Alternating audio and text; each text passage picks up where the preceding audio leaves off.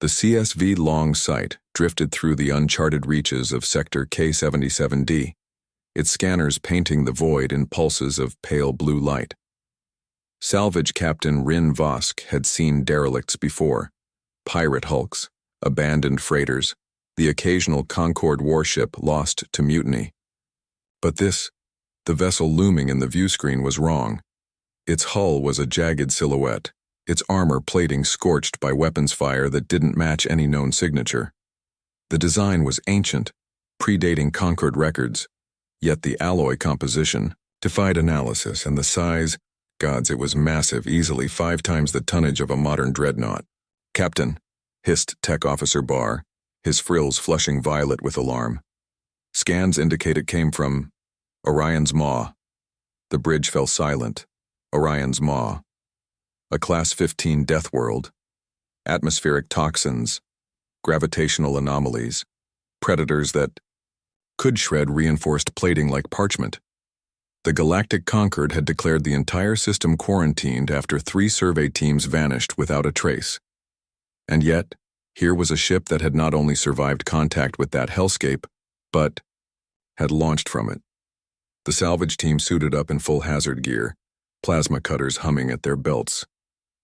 "Remember," Vosk growled over comms, "no organic material leaves that wreck until it's sterilized.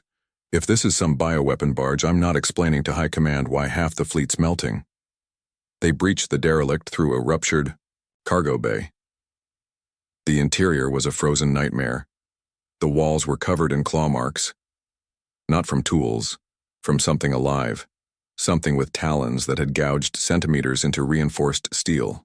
The air was thick with drifting ice crystals, glittering like shattered glass in their helmet lamps. Then they found the corpse.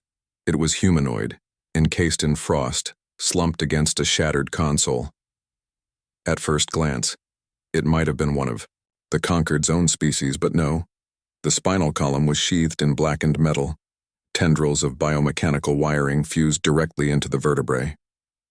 The skull was partially exposed, revealing cranial implants too advanced to be anything but post-singularity tech. And the face? "Fuck," whispered Medic Jex, recoiling. "It's smiling." The corpse's lips were peeled back in a rictus grin, the teeth filed to points. Tech Officer Barr pried a data core from the console, his gloves slick with frozen condensation.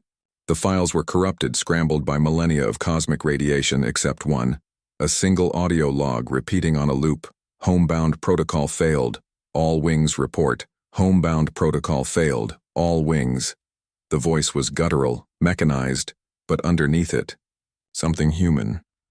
"Captain," Barr said slowly, "this isn't just a ship, it's a lifeboat." The scans confirmed it. The vessel's design wasn't military. It was colonial. Reinforced bulkheads, redundant ecosystems. Cryopods lined the decks, all empty, all breached from the inside. Something had slept here. Something had woken up. Back aboard the long sight, the crew clustered around the holo display as Barr pieced together the fragments. "Best guess? This thing's at least 12,000 years old," he said. "Launched from Orion's Maw during some kind of Exodus event. The biomech enhancements suggest the crew were modified to survive the journey." Vosk stared at the frozen face on the screen. Modified by who? No one answered. Then the alarms blared. The derelict's power core was spiking. The long sight scanners screamed as the ancient vessel's engines flared to life, ion trails burning cobalt in the dark. The hull began to reassemble itself, nanite swarms knitting shattered plating back together. And then, a new transmission, not a loop, not a recording, a live feed. The voice was the same, but now it spoke only 2 words. Harvest cycle resumed. The derelict's thrusters ignited. It was moving, toward Concorde space. Admiral Kesh of the Concorde Third Fleet wasn't about to let a relic slip through his fingers. "Tractor beams online," he ordered, watching the derelict warship float in, the void. "Prep boarding teams, I want that ship stripped to its bones by dusk cycle." His crew moved fast. They'd all heard the long sight's report. The corpse, the claw marks, the eerie transmission. But Kesh dismissed it as salvage team hysterics. Ancient ships didn't scare him. Then the derelict moved, not drifting, not tumbling. A deliberate, predatory rotation, aligning its shattered bow with the CSV Dawn spear. "Admiral!" shouted Tactical. "Energy spike in its core. It's—" The transmission hit before he could finish. A voice, crackling with static but unmistakably alive, boomed across every Concord channel. "Unauthorized hostile interface detected. Activating heresy protocols." Then the screaming started. Aboard the Dawn spear, half the crew collapsed, clutching their heads. The lucky ones just passed out. The unlucky? Their cybernetic implants melted. Tech Officer Varen watched in horror as his colleague's ocular augment erupted like a superheated egg, boiling fluid searing through her skull. The ship's AI screeched as foreign code overrode its systems, flashing a single phrase across every screen. "Orion's maw awaits." Then as suddenly as it began, the assault stopped.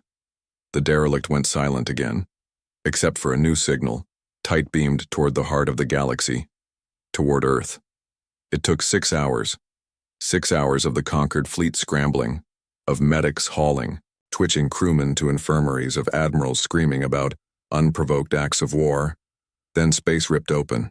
No wormhole, no jump flare, just a patch of stars that twisted like a sheet of paper crumpled in a fist, and from that distortion slid a ship, black, smooth, utterly silent. It was a third the size of the derelict, shaped like a dagger, its hull drinking in light so completely, it looked like a hole cut in reality. The Concorde hailed it. No response. They scanned it. No readings. Then it hailed them. The figure that appeared on the Dawn Spear's view screen wasn't on the bridge, wasn't even aboard. It stood inside the derelict, its form shimmering like a heat mirage. Tall, humanoid, clad in armor that flowed like liquid mercury, solidifying into plates and joints only to dissolve again an instant later. "You will cease interference with this vessel," it said. The voice was genderless, toneless, and carried the weight of glaciers grinding stone to dust. Admiral Kesh, his left eye still bandaged from the neural backlash, bristled. "By whose authority?" The helmet of the envoy's armor retracted, revealing a face that stopped the breath in every alien lung. "Human." "By the authority of the Terran Exodus fleet," it said, "and by the blood of the 12 billion who died building it." The envoy, it called itself Prime Atlas, explained in clipped, precise terms. The derelict was the ECS Endurance, a colony ship from Earth's pre-Exodus era, launched during a cataclysm lost to time. Its crew had been modified to survive. The void, not just physically but mentally. The augments weren't just tools, they were part of them, and yes, humans came from Orion's maw. You mean Earth?" whispered Kesh. Prime Atlas tilted its head. "You classify it as a Class 15 death world. We classify it as home." Then came the kicker. "There are 17 other derelicts like this one in your territory. You will return them, or we will take them." The Concord science team's shuttle shook violently as it punched through Orion's maw's ionosphere. Warning lights flashed crimson. Atmospheric toxicity critical. Gravitational shear detected. "Brace for turbulence," shouted lead researcher Veln, gripping his harness as the hull groaned. Then the clouds parted, and the nightmare paradise appeared. Where the Concord expected ruins, they found spires. A megalopolis of blackened alloy rose from the planet's surface. Its architecture angular and brutal, built not to blend with the environment but to dominate it. Between the towers, rivers of molten metal flowed in precise channels, fed by lumbering worm-like creatures that spat concentrated acid to dissolve ore. "Those are Xanathoa," said their human guide, a woman named Commander Hale. She patted one of the worm's chitinous plates as it regurgitated refined steel. "Used to dissolve starship hulls, now there are smelters." Veln's assistant, Dr. Miri, gagged as the worm's breath, reeking of sulfuric bile, washed over them. Hale just laughed.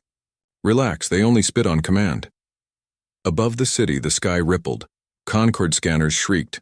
The planet's infamous electromagnetic storms weren't random. They were contained, swirling in a lattice of energy that formed a protective dome. Harness the storms, Velen whispered. Hale smirked. We didn't stop there. She led them to a control hub where technicians in fluid-resistant suits monitored the tempest like gardeners tending hedges.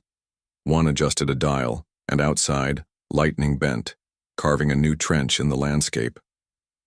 Forge strikes, Hale said.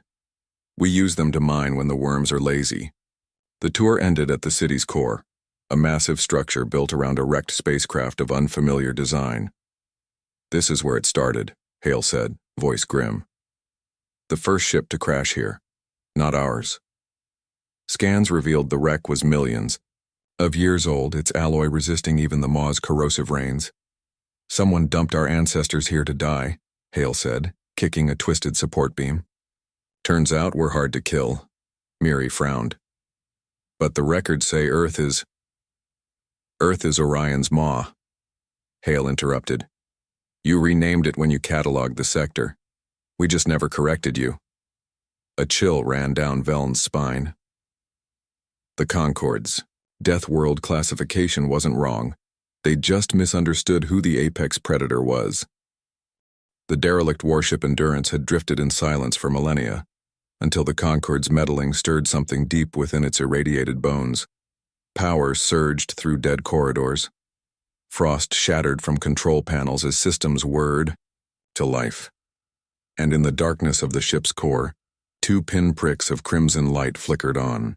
Primary intelligence matrix online, boomed a voice that shook the very metal around it. Assessing tactical chronology. The AI was awake, and it was pissed. Admiral Kesh barely had time to shout shields up before the Endurance moved, not with thrusters, not with engines.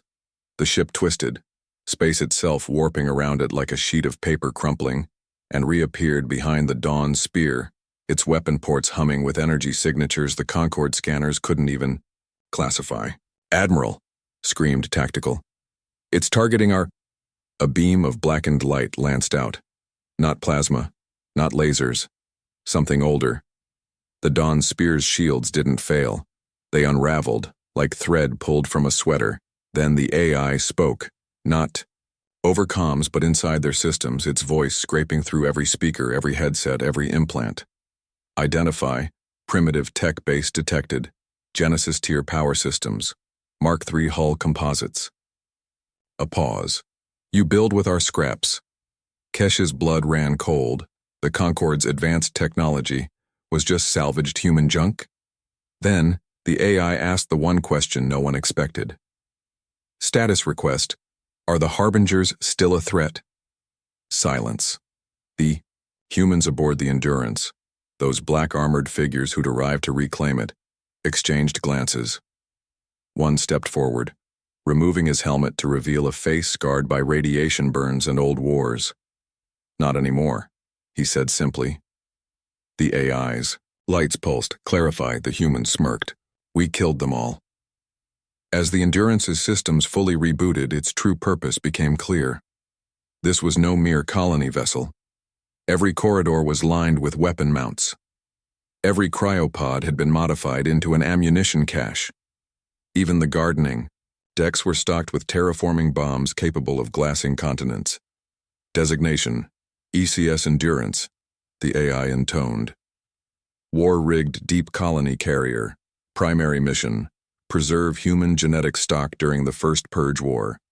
Secondary mission, exterminate all Harbinger forces encountered. The conquered scientists gaped at the holographic schematics. This wasn't a ship, it was a flying apocalypse. Then the AI did something unexpected. It mourned. Crew status? It asked, already knowing the answer. The human commander, Atlas 7, he called himself, gestured to the frozen corpses still strapped in their seats. They held the line, right to the end. The AI's voice for the first time softened. Then they fulfilled their function. A pause. Then, with chilling finality, I shall do the same. Commander Hale didn't ask if the Concord delegation wanted to visit Earth. She ordered them aboard her ship with a smile that showed too many teeth. Time to see the cradle, she said, her black armor drinking in the light of the shuttle bay. Don't worry, we'll turn the gravity down for you. Admiral Kesh's knees nearly buckled when they hit 0.8 standard G. They hadn't even left the docking bay. The trip through Earth's atmosphere was less a landing and more a controlled crash. Outside the viewports, storms raged. Not the tame, harnessed tempests of Orion's maw, but true hypercanes, lightning forks splitting the sky, like neuronal flashes in some great planetary brain. The shuttle's AI calmly noted passing through clouds of mildly caustic particulate that would have dissolved a conquered hull in minutes. Then the clouds parted, and Earth rose from the smoke. Where the conquered expected ruins, they found spires of black stone and living metal. Cities clung to the sides of active volcanoes, their foundations cooled by rivers of molten rock redirected into precise channels. Vast forests of crystalline trees pulsed with bioluminescence, their roots sunk into soil so toxic the scanners screamed just looking at it, and the wildlife. "Those are warhounds," Hale said casually as a six-legged creature with bone blade, forelimbs loped alongside their transport. Genetically engineered by the Third Dynasty to hunt rebels, now they're basically stray dogs. Dr. Miri, the Concord's lead xenobiologist, watched in horror as one of the strays casually bit through a steel support beam. "Why haven't they eaten you?" Hale laughed. "They tried. We tasted bad." The humans hosted dinner in a hall, carved from what appeared to be the ribcage of some colossal organism. Kesh nearly vomited when he saw the spread, fruits that oozed neurotoxins, meat still twitching with residual electrical impulses, a central dish that screamed when pierced. "With a fork, you eat this?" Miri whispered. Hale popped something that looked like a cross between a spider and a grape into her mouth. Crunching sounds followed. "Snack grade," she said. "The real delicacies would put you in a coma just from the smell." As if to prove a point, one of the human soldiers bit into a glowing blue pod and exhaled a cloud of phosphorescent spores that made the air shimmer. "Don't breathe those in," Hale warned cheerfully. "They'll rewrite your DNA." Kesh noticed. None of the humans were holding their breath. After dinner, which the Concord delegation politely declined, Hale took them to the archives. The Endurance's data cores had been transferred here, and now, projected in holographic clarity, they showed Earth's true history, a desert world, a barren world until the ships came. "Prison transports," Hale said as the images flickered. "Ancient vessels disgorging millions of emaciated human figures onto the dead soil. The Crixus Imperium thought banishing us here would be a death sentence. The logs showed the first years. The deaths, the adaptations, then the revenge." Miri gasped as the footage changed to show human warriors riding genetically engineered horrors into battle against sleek alien armies. You weaponized the life forms they made to torment you?" Hale's grin was all teeth. "Not just that." She tapped a control.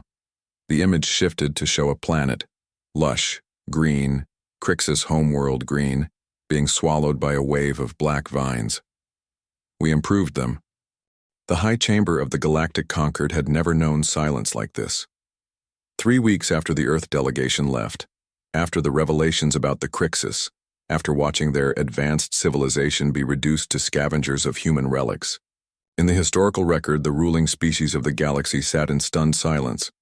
Chancellor Vell, his carapace dull with stress pigment loss, finally spoke. "We must ally with them." The chamber erupted. Some screamed about sovereignty. Others whispered about surrender. A few, the wisest, simply stared at the star maps, at the gaps where human influence had been quietly noted for centuries, dismissed as sensor ghosts or cosmic anomalies. Then the transmission came, unencrypted, broadcasting on every frequency, a human child's voice giggling, "Tag, you're it." And with that, the game began. The Endurance wasn't alone. Deep space telescopes realigned, gravitational wave detectors recalibrated. And there, in the dark between galaxies, the Concorde found them. Thousands of ships, Eclipse-class dreadnoughts. Worldforge arcs. Colony vessels turned warships, their hulls still bearing scars from battles fought when the Concorde's ancestors were single-celled organisms swimming in primordial soup. And at their center, Earth. not the planet. A ship, a construct so massive its gravity well had been mistaken for a rogue black hole in Concord charts. A mobile capital, its surface crawling with those same six-legged warhounds and acid-spitting worms, now domesticated into what humans cheerfully called city maintenance crews. Admiral Kesh, watching the feed from the bridge of his crippled flagship, whispered, "We never stood a chance." They came not with weapons, but with gifts. Human envoys appeared on every major conquered world, bearing schematics for atmospheric scrubbers that could make Venus-class planets breathable in decades. Gravity dampeners derived from the same tech that let humans walk comfortably under 2.5G bio-adaptive vaccines that rendered even the deadliest plagues harmless. The price? Minerals, art, stories. No territory, no political concessions, just culture. When pressed, the envoys smiled. "We've been gone a long time. We want to know what we missed." The Concord's leadership nearly wept with relief, until they realized the truth. This wasn't generosity, it was a receipt, payment for services already rendered. The final transmission was unplanned. A live feed from Earth's surface, accidentally broadcast when a human technician left a comm link open. It showed a grassy field. The grass was blue and slightly carnivorous. A human child, no more than 6 standard years old, petting a creature that made Concord xenobiologists faint when they saw it. A Skrillex alpha, a species classified as planet-scale biohazard, after one ate through 3 armored divisions during the Concord HFY War. The child giggled as the monster nuzzled her hand, its acid-dripping mandibles retracting like a pleased cat's claws. "Who's a good genocide puppy?" she cooed. "You are. Yes, you." The feed cut abruptly. The message was clear. Chancellor Vell stood before the assembled Concord species, the weight of millennia pressing down on his exoskeleton. "We believed ourselves the heirs of the stars," he said, mandibles clicking with grief. On the view screen behind him, the human fleet moved, not toward Concord space but past it, toward the uncharted void where even their ancient enemies might still lurk. But the truth is now undeniable. The stars themselves seem to pulse in time with his words. "You live in the galaxy." The child's laughter echoed through the chamber one final time. "We inherited it." In the years that followed, the Concord renamed Orion's Maw back to its original title, Sol System. Human exchange students began appearing on Concord worlds, their idea of basic survival training involving things like how to wrestle a phase panther and identifying edible neurotoxins. The Endurance, fully restored, was last seen leading a flotilla of ancient human warships into the galactic core, not to conquer, but to clean house. As for Earth, it threw a party. The invitation, broadcast, galaxy-wide, read simply, "Bring booze, try not to die."